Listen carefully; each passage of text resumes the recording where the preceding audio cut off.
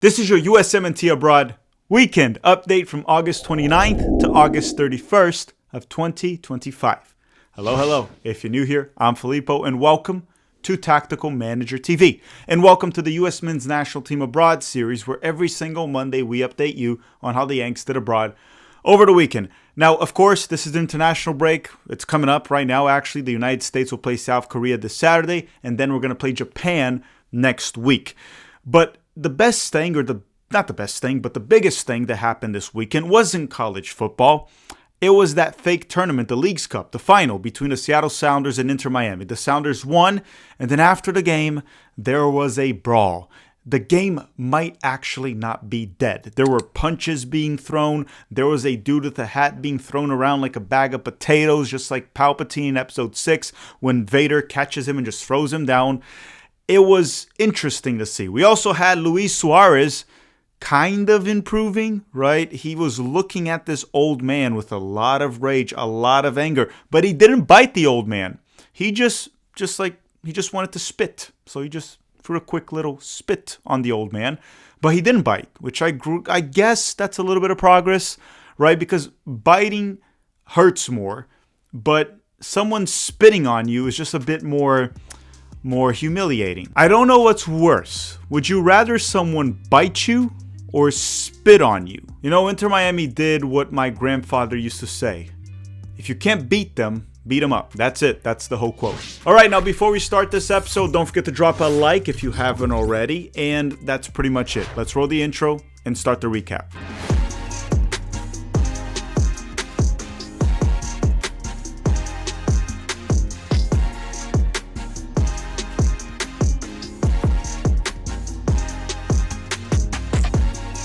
As always, we start with the top 5 leagues in Europe, the first one being the Italian Serie A. Not that it's the best in the world or the best in Europe, it's just that we have Christian Pulisic there, so we're going to start with it. So why don't we start talking about Christian Pulisic and Yunus Musah from Milan? And I know Musah is leaving Milan, but this weekend he still played for them. And on Friday, Christian Pulisic started off the bench and was subbed in the 76th minute for Milan during their 2-0 win over Lecce. As for Yunus Musah, he started and played the full 90 minutes for Milan as a right wing back mainly. And Musah's performance was meh. He wasn't really terrible, but again, he doesn't really offer much after he crosses the midfield line. He can dribble into space well, but then he doesn't know what to do with the ball after he does that. And now, Yunus Musah has officially left Milan, and we're going to talk about that in a second. Now, Christian Pulisic was rested, or was going to be rested, mainly due to a minor ankle injury, and he was subbed in the 76th minute, and he only needed 10 minutes to score for Milan their second goal and kill off the game. Pulisic essentially took advantage of the mistakes made by the Lecce defenders on a 50-50 ball in the air, which led to Pulisic getting a 1v1 at the goalkeeper, and he scored with a calm, composed, left-footed finish, and he scored his first Serie A goal of the season. Okay, so Musah will leave Milan, and he will head to Atalanta. That was a big news reported this weekend by Fabrizio Romano, and he said that the total package is around 25 million euros. It's a loan with a loan fee and a future option to buy. Based on the midfield options that Atalanta has, I doubt that Musah is going to play as a central midfielder unless they have an injury crisis. So expect him to play as a wingback or, I don't know, as a wide midfielder. Now, will he start? I don't know. It kind of feels like Musah has stagnated or even regressed since 2023. And I get it. He's only 22 or 23 years old, so he could still improve. And people get excited about him because of potential. But my question to you is, when will potential become reality? Next up in Italy, we have Weston McKennie from Juventus. And on Sunday, McKennie started off the bench and was subbed in the 90th minute for Juve. 90th minute. I'm not even going to talk about the score. I'm not going to talk about the game. So Weston McKennie, in their last friendly in the preseason, he was subbed in the 90th minute. In the first game of the Serie A, he was subbed in around the 90th minute. And for this game this weekend, he was also subbed in the 90th minute. So he's averaging like 1 minute per game. It doesn't really make sense. Also, when you sub a player in at the 90th minute, it's a little bit humiliating. You might as well just keep him on the bench. Just don't play him at all. And I know they've been having issue renewing his contract, so I'm not sure if this is being done on purpose. It's a bit weird the way they're treating Weston McKennie. but we're kind of used to that by now, and hopefully it changes and he plays throughout the season. But as of now, I think his contract with Juventus expires at the end of the season, and he has not renewed. And we have a new American that is heading to the Italian Serie A, and his name is Ben Cremaschi from Inter Miami. He's going to go to Parma on a loan with an option to buy of 4.5 million euros. So he's going to leave Inter Miami, he's going to leave South Beach and go to Parma to play in the Serie A. Now, Parma, if you don't remember, that was the team that was trying to sign Gio Reyna. They didn't get Gio Reyna, so I guess they settled for Ben Cremaschi. I don't know if it's just because they wanted an American. Hopefully they have a plan for Ben Cremaschi. He's young. There's something there. I'm not very high on him. I don't rate him very highly, but I hope he does well. I hope he develops. We need more depth in every single position possible. So I'm wishing Ben Cremaschi the best of luck in Italy, and we will be covering him every single weekend. Next up, we have the Americans in the English Premier League. The first one being Chris Richards from Crystal Palace. And on Sunday, Richards started and played the full 90 minutes for Crystal Palace during their 3-0 win over Aston Villa. And it was another monster performance from Richards. Another clean sheet for Crystal Palace, winning everything in the air. Chris Richards specifically speaking, not the entire Crystal Palace team. He was also winning all of his ground duels. Maybe he could be a bit better on the ball, passing and dribbling into space, but defensively, he has been big. He has been tremendous. And so far, Crystal Palace has only conceded 1 goal in the English Premier League with 3 games played. And Chris Richards has been simply incredible so far. After Richards, we have Anthony Robinson from Fulham. And on Saturday, Robinson started off the bench and was subbed in the 67th minute for Fulham during their 2-0 loss to Chelsea. He's coming back from a knee surgery, and that's why he has been coming off the bench. He should be back in the starting 11 for their next game, which is right after the international break. After that, we have Tyler Adams from Bournemouth. And on Saturday, Tyler Adams started and played the full 90 minutes for Bournemouth during their massive 1-0 win over Tottenham. And Tyler was simply incredible, once again. But I think there's a strong case to be made that this might have been actually his best performance for Bournemouth this season, even though he's been good every single game. He looked better on the ball, and defensively, he was remarkable once again. And a big reason why they were able to pull this big 1-0 win against Tottenham, the same Tottenham that scored 5 goals in the first 2 games, got a 2-0 win against Manchester City, and Bournemouth managed to hold them scoreless and get the win. Tyler Adams has been simply incredible to start the season for Bournemouth. Last but not least in England, we have Brendan Aronson from Leeds. And on Saturday, Aronson started off the bench and was subbed in the 60th minute for Leeds during their 0-0 draw with Newcastle. Alright, now before we continue, we're going to put a quick word from the sponsor of this video, SoRare, because the Switch 2 is out and I have to find the funds to buy it. And as of now, I don't have it. So we'll be back in 60 seconds. Don't go anywhere and drop a like in this video if you haven't already. If you like fantasy sports, I got the perfect one for you. Tactical Manager TV is partnering up once again with SoRare with a special offer. Just use the link in the description of this video. In SoRare, you can collect your own virtual cards of your favorite players. But why would you want to collect virtual cards? Because you can line them up on 5-a-side games every single week, and if the players perform in real life, you can win real money, unique experiences, signed jerseys, game tickets, or even more cards to improve your club. And SoRare doesn't only have soccer, they also have the NBA, and they have also Major League Baseball. Unlike other fantasy games where it's pay per play, in SoRare you pay to get the players you want permanently as cards, and then you can play multiple times using those cards until the player retires. And if you are new to SoRare, you can sign up with the link in the description of this video with a special offer. You will get a 50% bonus in your first few purchases up to $300 spent, which means if you use the link in the description and you never bought cards before, you will get 50% as credit up to $300 spent. So if you spend $300, you get $150 in credit. Essentially a $150 welcome bonus. Thank you very much, SoRare, for partnering up with Tactical Manager TV and sponsoring the channel. Okay, we are back, and now we're going to talk about the Americans that play in Germany in the Bundesliga. The first one being Malik Tillman from Bayer Leverkusen. And on Saturday, Tillman started and played 62 minutes for Leverkusen during their 3-3 draw with Werder Bremen. And this was Tillman's debut for Leverkusen and his return to the Bundesliga. And it took him only 35 minutes to score his first goal. And it was a very nice goal. The ball was crossed and deflected. Tillman was able to chest it down, keep his composure, and without letting it hit the ground, finish with his left foot and score from close range. It was a very encouraging start, considering he was also coming back from injury and he's definitely not fully fit. And unlike other players, he didn't really take the summer off. Now, the funny story of this weekend is that it was reported that Leverkusen is actually considering firing Ten Hag after 2 Bundesliga games. So depending on how things go after the international break, Malik Tillman might have a new coach. That's the good old Ten Hag.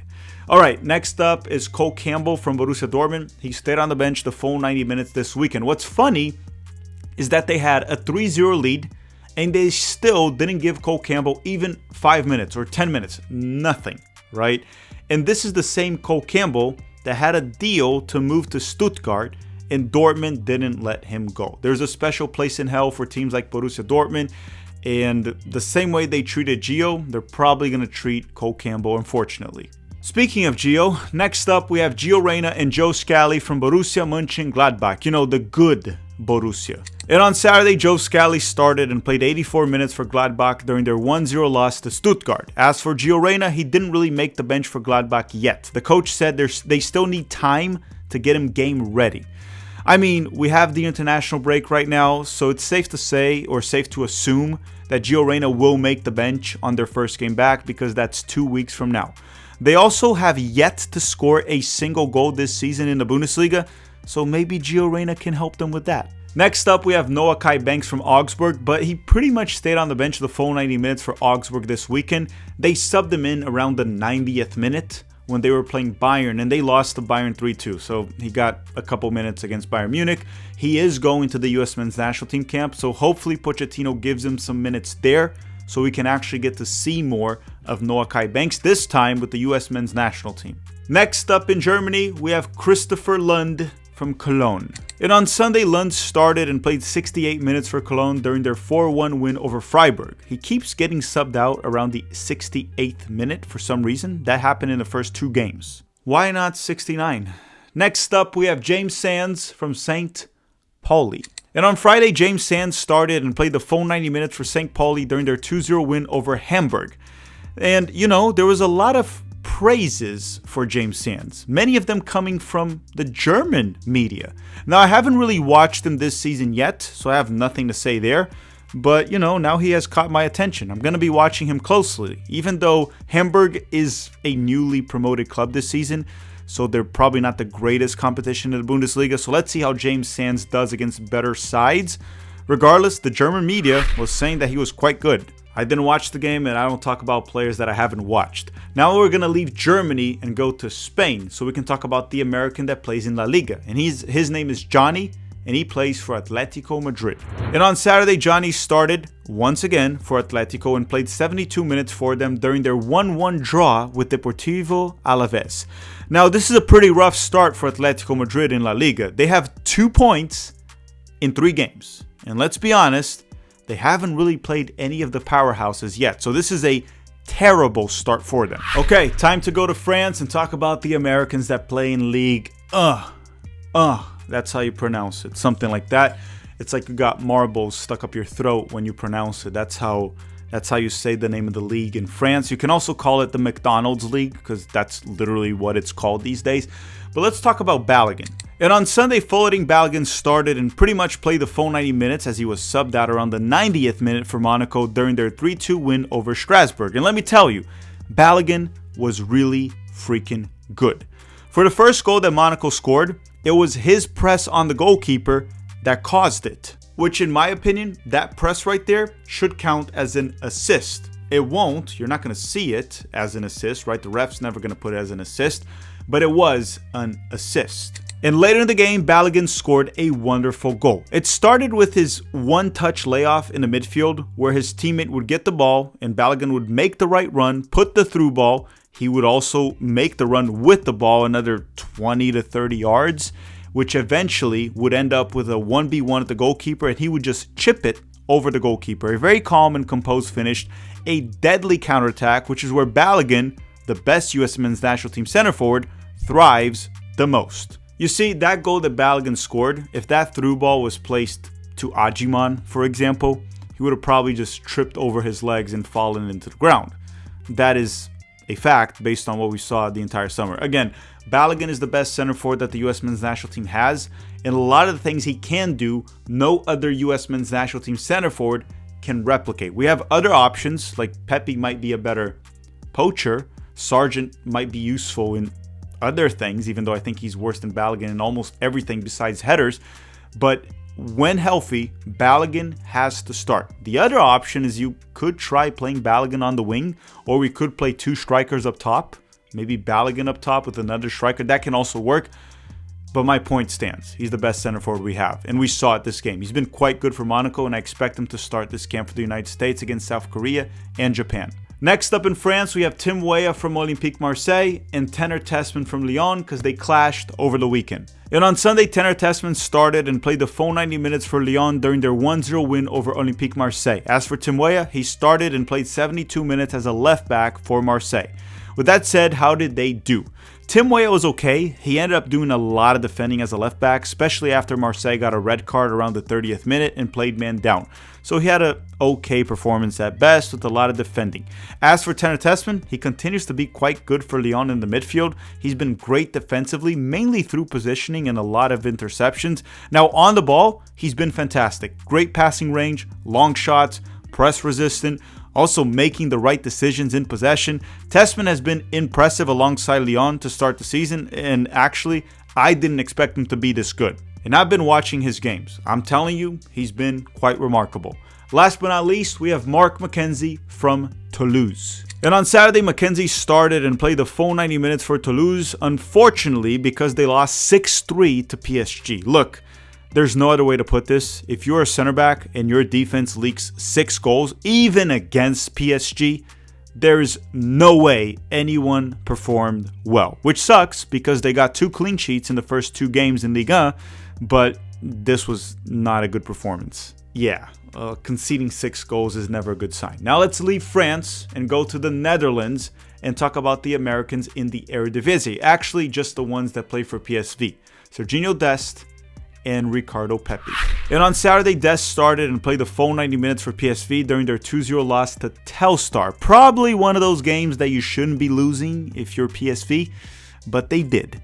Now, Pepi started off the bench and didn't come in till halftime for this game. Unfortunately, both Americans couldn't help PSV win this one.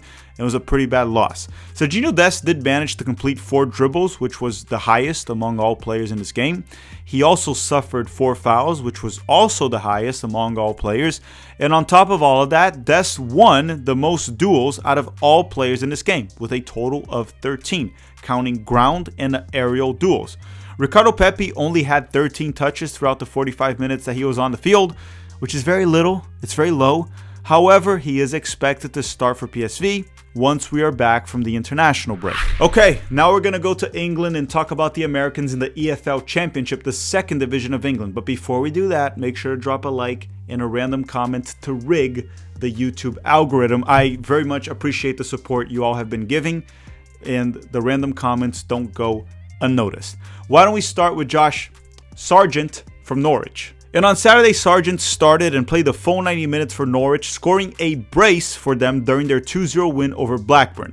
The first goal was a penalty kick. The second one was a GOLAZO. It was beautiful. A powerful strike from the edge, actually, a little bit outside of the box. Now, there was poor defending, as the defenders did give Sargent too much time and space, but the strike was beautiful, quite remarkable. Josh Sargent now has 5 goals in 4 games in the EFL Championship this season so far. Next up is another American that continues to score in the EFL Championship, and his name is Haji Wright, and he plays for Coventry. And on Saturday, Haji Wright started and played the full 90 minutes and obviously scored once again for Coventry during their 2-2 draw with Oxford United. Haji took advantage of a poor clearance, turned with the ball, and scored with his left foot from close range. He now has 4 goals in 4 games in the EFL Championship, and keep in mind, the championship has 46 games. So Haji or Sargent hitting 30 plus goals this season is very much possible if they stay healthy. One of them or both will have 30 goals or more in the EFL Championship. Next up, we have Damian Downs from Southampton. And on Saturday, Downs started off the bench and was subbed in the 76th minute for Southampton during their 2-2 draw with Watford. And then obviously from Watford, Caleb Wiley is injured. Ajiman from Derby County is also injured. So now we're going to talk about Aidan Morris from Middlesbrough. And on Saturday, Morris started and played the full 90 minutes for Middlesbrough during their 1-0 win over Sheffield United. He had another remarkable performance. It was another incredible game from Aidan Morris himself. The positioning is great. He barely makes any mistakes. His counter press is great. His pressing in general is always great. He created a few chances. He could have had an assist this game, 1 or 2. The goal they scored also started with Morris building out of the back. He had 2 shots on target. I don't think it's crazy to say that he was their best or second best performer this weekend, and he might even be their best performer for the season so far. Now, the other Americans that we could have talked abroad would have been the ones that play in Scotland: Cameron Carter-Vickers, Austin Trusty. We're going to skip them for now. Alejandro Zendejas, I believe he got an assist for Club America this weekend. He is in the U.S. men's national team roster that will play against South Korea and Japan. But that's all for today. Let me know your thoughts in the comment section down below. Don't forget to drop a like in this video. On Thursday or Wednesday, probably Thursday, we'll drop the USA versus South Korea match preview with a special guest. I want to thank you all very much for watching and have a great day.